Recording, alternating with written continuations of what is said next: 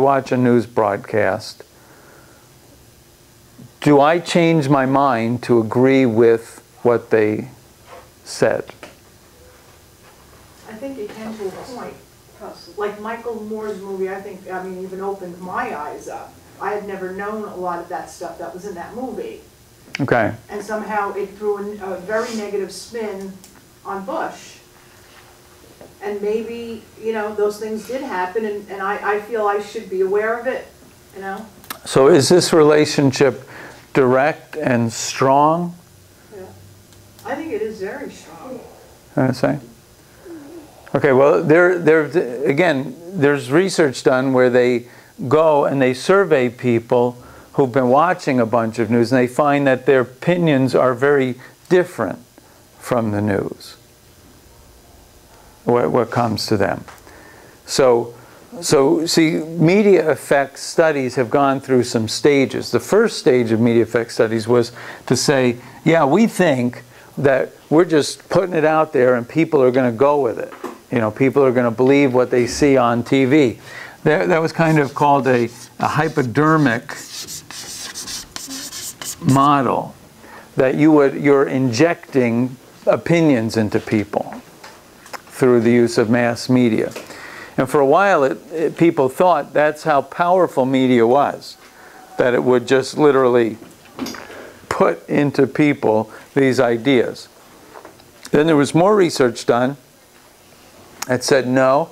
When we do research, and so Andrea, this is your research methods class. Your research methods class is meant to change the way you understand these things. She's not here. That's okay. The research methods class is meant. Sorry. Research methods class is meant to say, we think this is the case. Can we test it? And so that's what they did. They tested that, and they found out, no, that's not the case. That there are a number of people who watch all kinds of things and don't have their attitudes shaped by it. But then they moved to what they called a two-stage model. They found that people's opinions changed because television news informed some people who were important opinion leaders to their friends. So this was a two-stage model of influence. That television shapes the opinion leaders, and then opinion leaders shape their friends.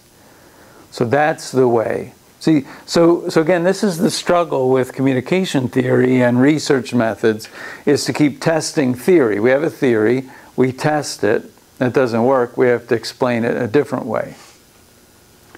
And so they went to a two-stage theory, and then they went to limited effects, because they said, what we've discovered is that there isn't this strong effect that we thought, but that people are selective about what they watch, that they question what they see, and so the effect is much more complicated than we might think it is.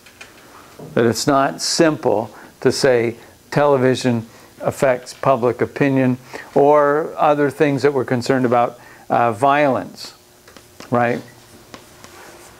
Does television make people act more violently? You know, that's one of the big questions that we ask. Does television violence lead to more violence? Do you ever find sometimes, like, you either read something in the paper or you see it on TV, and then you want to see it again or see it in print, or the opposite, go home and watch the news just to see if what you read and the effect it had on you is real? Okay. Right. Two sources will confirm. Right. Well, that's being more careful. You're being a critical consumer. You're not just taking one source and saying that's it. You're doing what's called, again, in research methods, is called triangulation. You're looking for, okay, I see this, now I'm looking for another direction to run over the same thing, and then maybe a third one. Right. And once I see 1, 2, 3 all go in the same place, I've triangulated it, and then I have more confidence in it. So we did comps last night for the graduate students, comprehensive exams. And the students who were doing their research methods exams were asked to do a triangulated research project where you test it one way, you test it another way, and you test it a third way. And if they all point to the same thing, you have more confidence in your findings. So, Sounds good. sounds familiar? No, it sounds hard. Yeah, very familiar. That's like, Well, when you put it like that, it is basic, and that's what I do all the time. yeah, this is how GPS works. I mean, I don't know if you guys ever think about GPS. You all have GPS in your phones now, right? You do. Whether you know it or not, you've got GPS in your phones. They know where you are when you call. They can figure out where you are. And the way GPS works is that it triangulates. There are all these satellites out there, and they're all sending out signals like this all the time. And those signals overlap. And so here's your cell phone.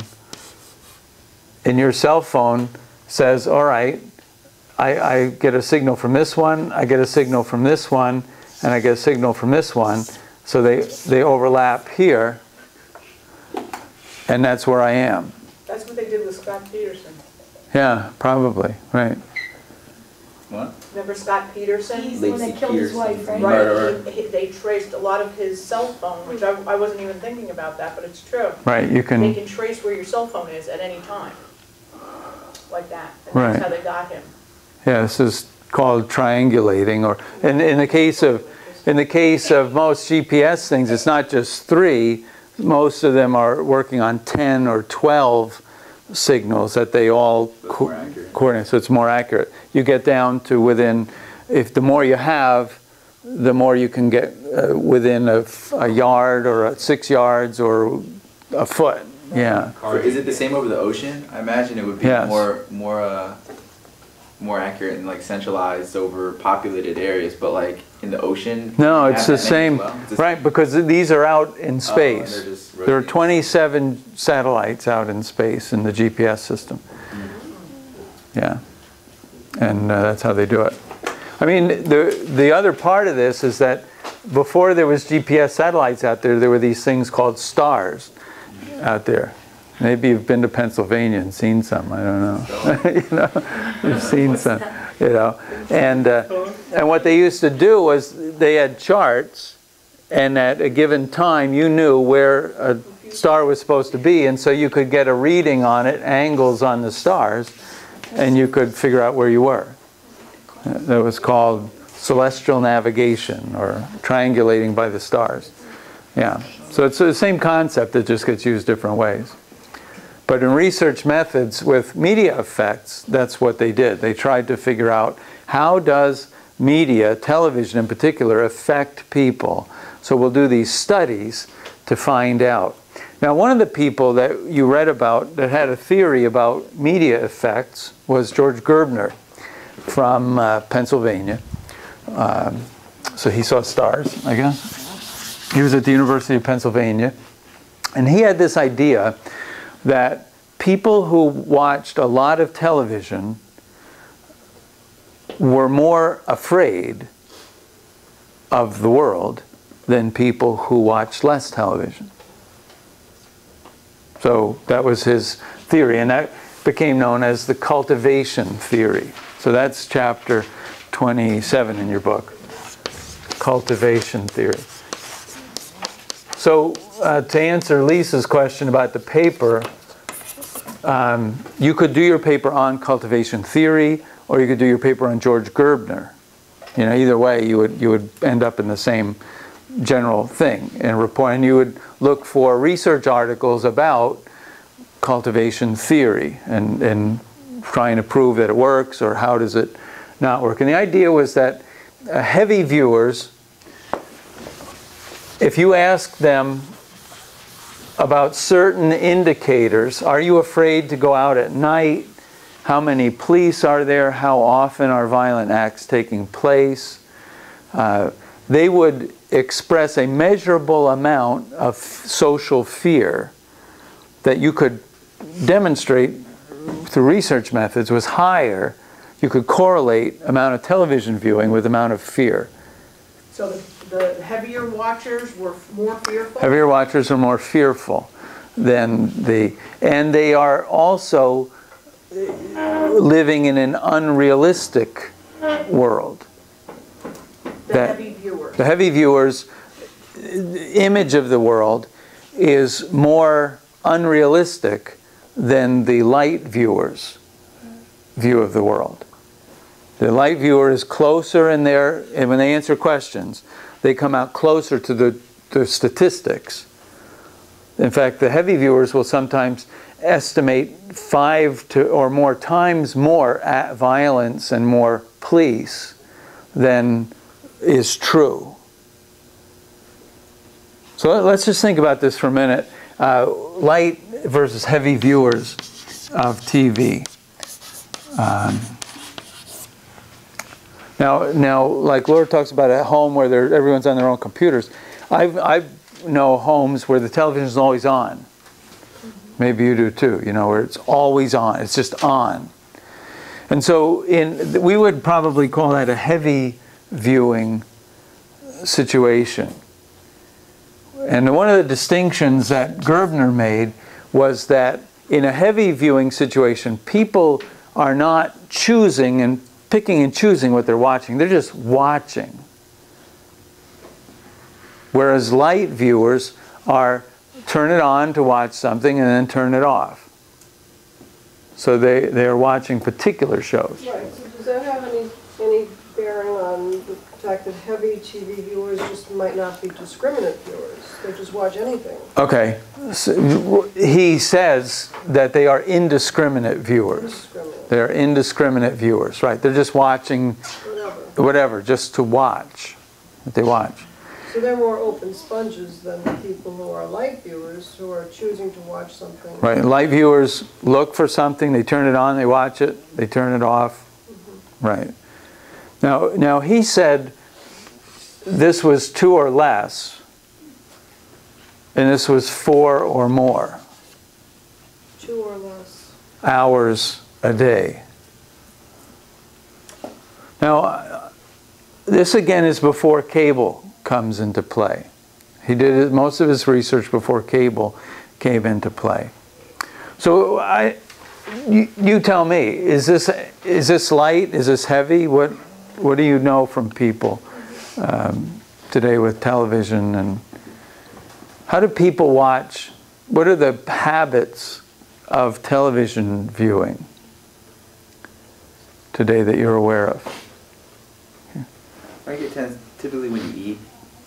Like I think a lot of people watch TV when they eat now. Okay. So that probably contributes to much of the time in front of the TV. When some people before they go to bed or when they sleep too.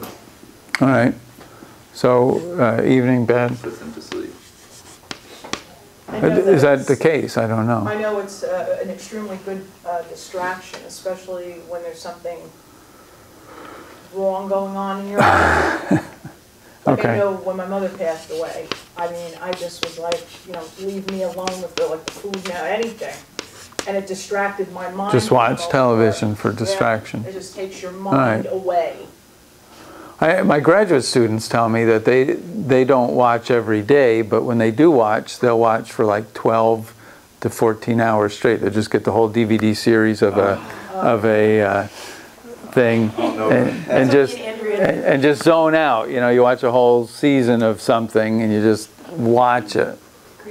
Does other people do that? Oh yeah. Me and Lisa did it. On Sunday, like I don't watch TV during the week much, but then on Sundays it's like this thing I like, there's football on. Right. Oh well, Cartoons. sports are different, yeah. And it And helps you sports veg like out. makes you want to watch it the whole time, you know. I say from like 1 to 4 watch the first games, and you watch Right. the second game from 4 to 7:30, Yeah. and then you watch the night game from 8:30 to 11:30. Then And Monday you're night. vegging out, drinking, and, you know, snacking all day long. And you that's don't fun. you don't end up doing anything Sunday. And the Sunday night is like the most depressing thing. You didn't do anything. You didn't accomplish anything. You just watch TV all day. But you do it every week, though. Because you gotta watch it. Got it.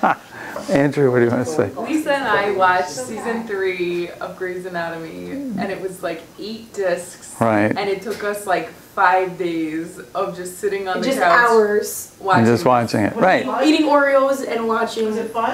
We must have gained like 5 pounds each, My dad works and at by the end of it, I was like, I'm leaving. I don't ever want to see you for like, I don't want to see you for at least 2 Right, weeks. right. It's a very emotional series, though. You're up and down, But crying. I hear this from students. So good. I hear this from graduate students at least too, that this is what they do. I don't I know. like The Sopranos. Letitia, what do you? It's changing a little bit because now with television watching, it's a lot of conversion because now you can carry your iPod, your video iPod with you, where you can Right. download stuff. You can be just walking through the halls, and also on the computer with YouTube and everything. So it's not necessarily just sitting in front of a TV anymore. Right. Which is Yeah, you can watch TV on your cell phone too. Yeah. Right. Right. But I Right. think people rent those seasons or whatever because they don't have time to, like I know that I'm not going to be home every Tuesday night at 7 o'clock to watch whatever show, Right. So I think that's why people rent those seasons because they don't watch TV. Right. Yeah, Mike. I sometimes schedule my classes around Lost in the Office. Is that right? So actually, pretty much every semester. I do that. So, The Office got Gosh. canceled, did you see that? yeah, because of the writer's strike. Yeah. They canceled 3 big shows, The Office. Wow. Sucks. I'm so mad. All the Strikes writers everywhere. got fired. That's why. Yeah, they That's canceled absurd. the 3 big shows. There was 2 other ones, what were they? The Simpsons, they're not canceled. No, but- not Oh, The The Simpsons. Simpsons. They're just on a big Please. hiatus until they can settle the strike. I think, though, right? Like they're just not The show making is any wrong. episodes Yeah. until they settle the It's like strike. 40 years old. Oh, yeah, Bronies. not Third Rock, that one, 30 Rock, that's 30 canceled. Rock. There's one other one. Yeah. But so what you're dealing with here is again a communication theory research question that would need some methodology because Gerbner's findings depended on people pretty regularly. They would work, they'd go home, and they'd either watch a couple of shows or they'd just watch. So in Gerbner's time, this was what was going on with media consumption. And that's part of the language we use. We talk about media consumption. It's kind of funny if you stick an old person in front of the TV because the things they tell you when you're done is hilarious. Like my grandmother just used to sit there and just watch her soaps. Right. And then like whatever comes on after, which would be like the 11 o'clock news, and then That's she'd right. basically watch from morning till night because she couldn't do anything. Like it was kind Right. of sad, but at the end of the day, she'd tell you that Dr. Phil and Oprah were married. And like Laura and somebody on the soap opera, like she was, because she was old too, so she didn't really understand the sarcasm dementia of most going of on. things. Yeah, And, right. Laura. oh my God, it was interesting. Like she was our entertainment, but it's kind of sad. But Watch Grandma Watch Graham. watch I think she TV. would say that. It's so Absurd funny. things. A new research project. Watch people watching TV. It's really fun. So anyway, let me do this. Gerbner did his research in a time when people had more regular schedules than we do. And so they would watch 2 or 4 hours. And he came to the idea that it cultivates, heavy viewing cultivates a scary view of the world in people's minds. And so he did research about this. Now Gerbner was upset about that. And so he devised a way to measure television violence. So this is a theory that uses a research method. So that's part of what we want to stress with this one. This one and agenda setting theory use a research method, whereas a lot of the other ones don't, as strong as this. They think about society and what's going on. This is a theory that has a very strong empirical research base. By empirical, we mean, anybody have empirical? Something I know chemistry. Well, empirical means you can measure it. It's countable, measurable, observable. So it's based on not just ideas, but it's based on some actual observations that you've made. So Gerbner decided he was going to measure the amount of TV violence and then measure people's fear of the world. And then he could look for a correlation between them. Okay, So that was the goal, was to say, how much does this affect this? People's scary view of the world. Right? So how would you measure, let's do this for a minute. How would you measure television violence, and what would you put in the category of television violence? If someone said to you, here's 5 hours of television, tell me how much violence there is in it. You could watch it and say, a lot.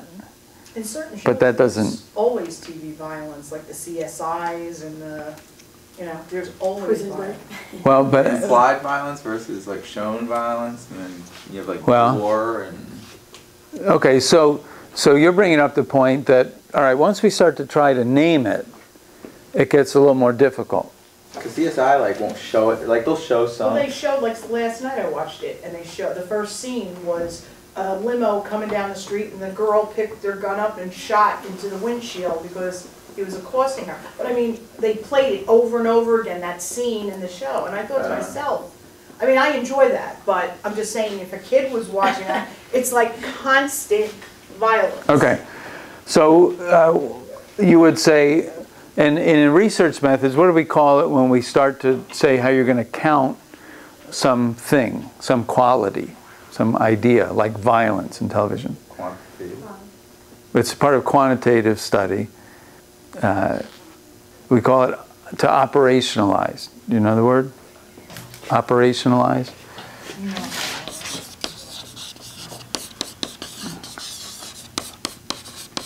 So we are going to, I want to say in 5 hours, the violence, there were this many violent acts. 87 violent acts or whatever. But in order to do that, I have to be able to recognize one when I see it and then count it. So Oh, you need operational definition. we need an operational definition of what is violence. And so Gerbner had his. Let's try to come up with one of our own. That will include the CSI limo shooting. That will include, now Gerbner wanted to include things like the Three Stooges. So any physical. So any sticking your fingers in someone's eyes, or, The old Looney Tunes. and They used to shoot each other back. he wanted to include like Roadrunner and Coyote and that kind of That was stuff. pretty bad at that time. What's that?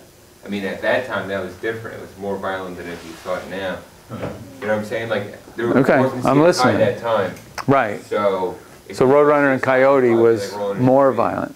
Yeah. Okay. They used to have shows like Dragnet, The Untouchables, Yeah, but The then that would be Late part of that, right?